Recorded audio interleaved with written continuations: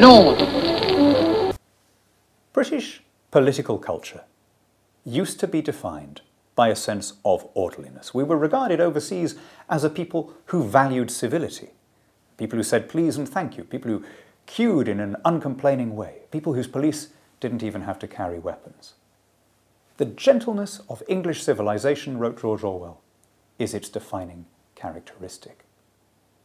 How is it that ours of all countries now risks sliding into a spiral of copycat terrorist attacks and reprisals? Part of it has to do with the weakening of the taboo against coercive force in politics.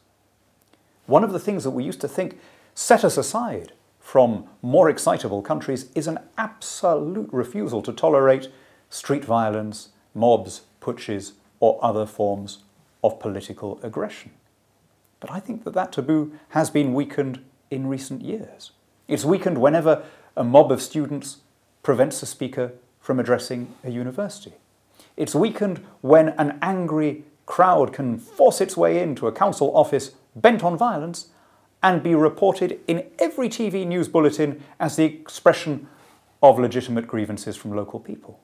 It's weakened when a senior opposition politician calls for 1 million people to take to the streets and force a democratically elected government from office, and is reported as though he'd said something perfectly reasonable.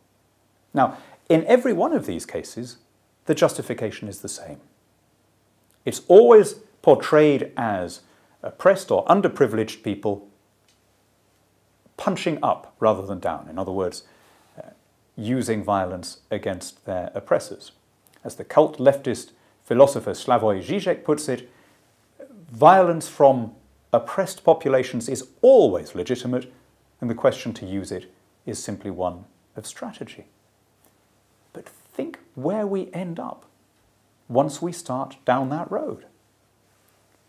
The difference between punch a Nazi and shoot a Republican congressman is one of degree, not of category.